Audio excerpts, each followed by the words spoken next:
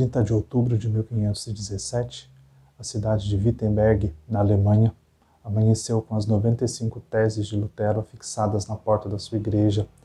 Esse foi um passo impactante da Reforma Protestante, num sinal de definitivo rompimento com a autoridade papal, dando lugar à submissão completa ao ensino bíblico somente.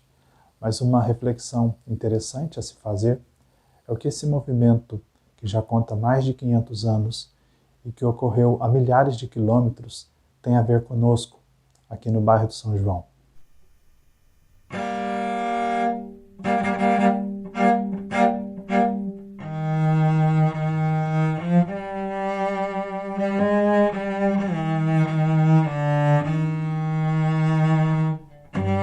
De forma quase silenciosa, mas não menos impactante, chegou ao bairro em 1888 um senhor chamado José Justino de Carvalho, vindo de uma localidade conhecida como Ribeirãozinho, no interior do estado de São Paulo.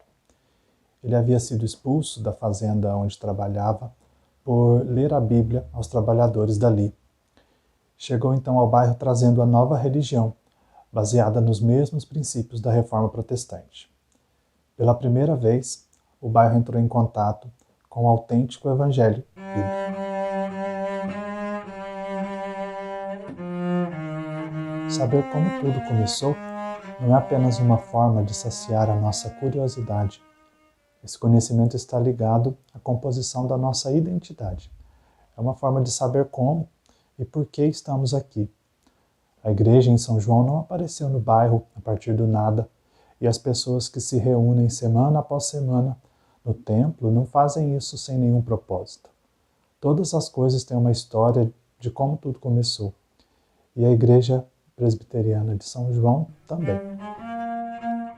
Só ele, mais ninguém, era crente em Jesus. Reparavam os agricultores, todos de São João são agricultores, que o Senhor José trabalhava aos dias santos, só descansava aos domingos. Deu isto ocasião ao Senhor José de começar a falar do Evangelho. Após algum tempo do bairro, o senhor José Justino casou-se com uma prima sua, chamada Ana Cornélia Gomes, mas poucos anos depois, e com 3 filhos pequenos, ficou viúvo. Ele casou-se então uma segunda vez, em 1895, no mês de setembro, com uma cunhada, chamada Sofia Gomes. Como já era um cristão presbiteriano, o senhor José Justino convidou para a cerimônia do casamento o reverendo Manuel Antônio de Menezes, que por esse tempo era responsável pelo campo de Caxambu. Além da cerimônia, o pastor pregou por várias vezes no bairro e agradou a muitos dos moradores que o ouviram. Ainda em 1895, por ocasião da segunda visita do reverendo Menezes, no mês de dezembro, aconteceram os primeiros batismos e profissões de fé. Já a terceira visita, em junho de 1896, foi marcante. Em um único dia foram batizadas 50 pessoas, sendo 26 adultos e 24 crianças.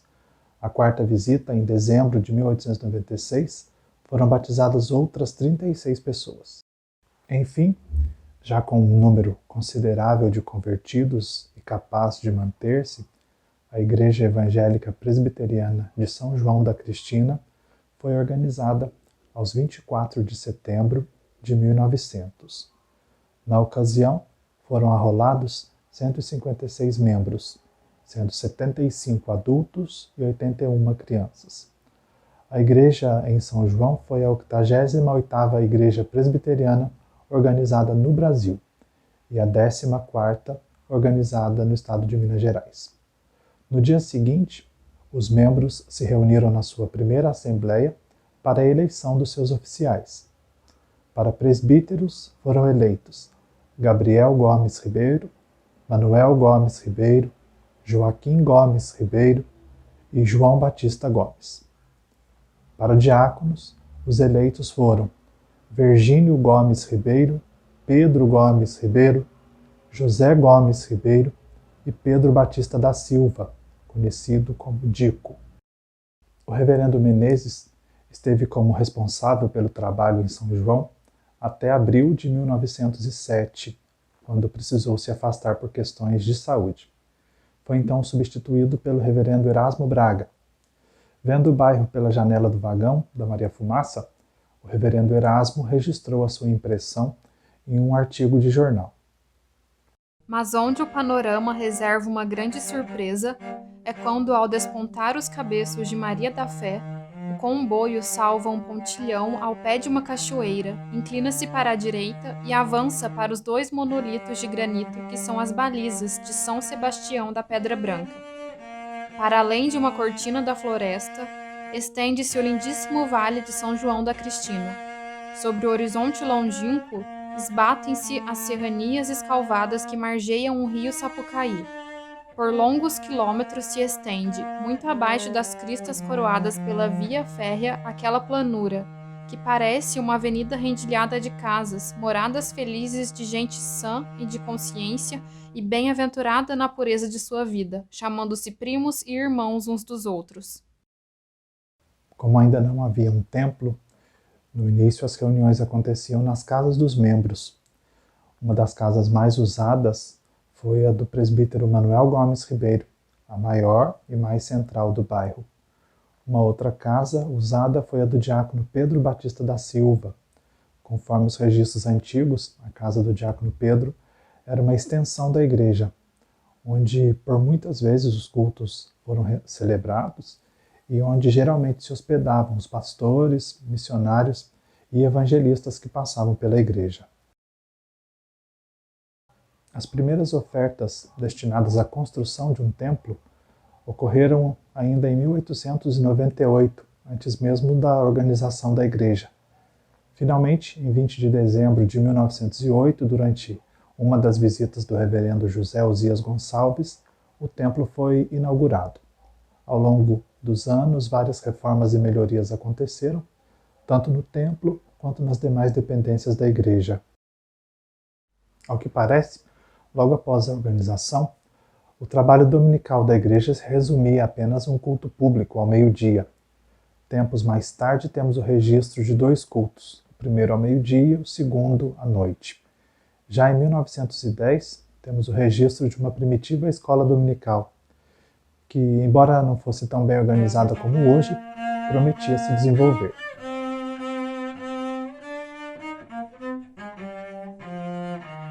A assistência pastoral, no início, não era permanente e nem mesmo semanalmente aos domingos, mas esporádica, quando um pastor visitava a igreja ou ponto de pregação sob sua responsabilidade.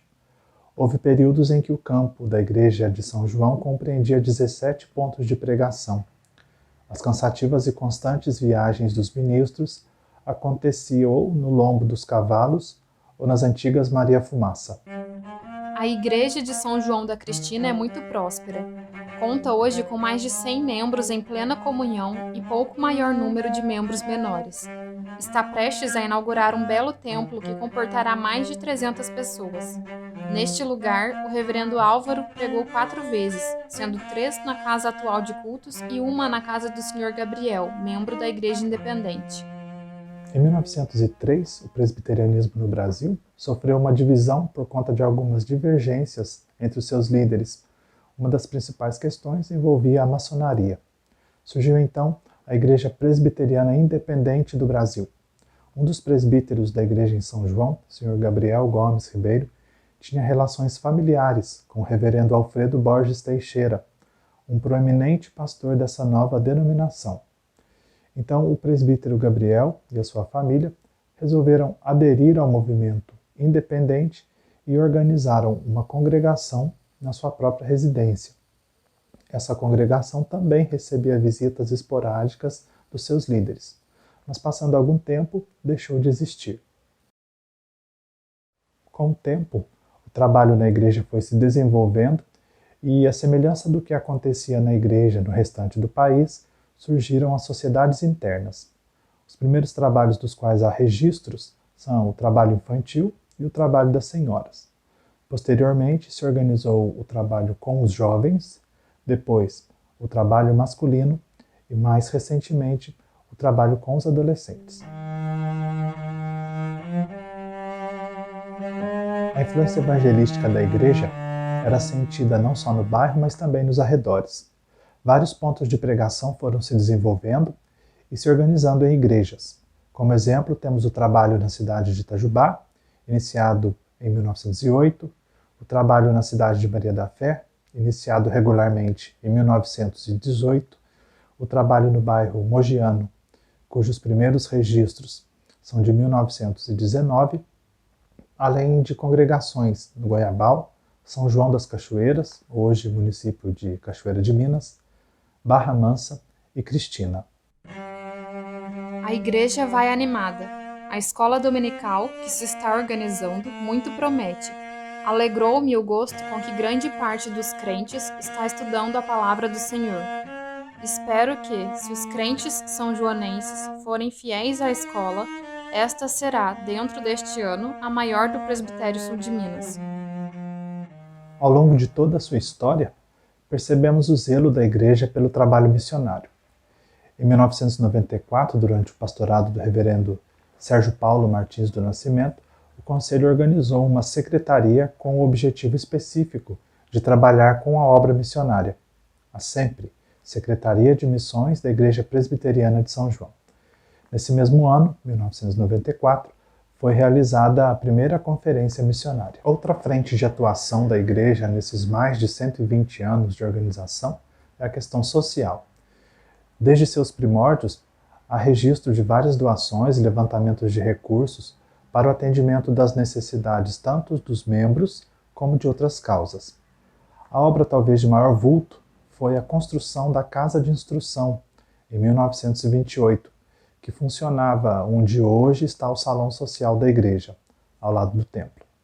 Essa escola, embora não tenha sido a primeira escola do bairro, certamente é a que melhor serviu e ainda serve ao bairro. Esse primeiro prédio funcionou como escola até agosto de 1972, quando foi inaugurado pela administração municipal o novo prédio que recebeu o nome do reverendo Moisés Ribeiro. O reverendo Manuel Antônio de Menezes, pastor no distrito de Caxambu, sente-se extraordinariamente animado com o êxito da propaganda em São João da Cristina. Entre os alcantilados contrafortes da Serra da Mantiqueira, jaz um poético vale habitado por um povo simples e bom. Por ocasião de cerimônia evangélica de um casamento, teve a oportunidade o reverendo Menezes de dirigir a palavra a um auditório de 60 pessoas. Com uma única exceção, houve grande interesse pelas doutrinas evangélicas. Alguns meses depois, em terceira visita a esse vale, celebraram-se 4 cerimônias religiosas do matrimônio, 24 profissões de fé, 26 batismos de menores. Foi glorioso esse domingo. O povo do vale vira uma grande luz. Outra obra importante, que contou com o protagonismo da igreja, foi a construção do posto de saúde, que recebe o nome do presbítero Baldomero Batista Gomes. Mais de 30 pastores estiveram à frente do trabalho da igreja desde sua organização. Mineiros, paulistas, fluminenses, baianos e até mesmo um sergipano e um potiguar pastorearam a igreja centenária. De fato, parafraseando o que disse o Sr. José Justino em 1896, o trabalho pioneiro do reverendo Menezes por essas paragens e que tem se estendido nesse lugar por mais de 130 anos desde o primeiro contato, realmente tem produzido bom efeito. Deus seja louvado.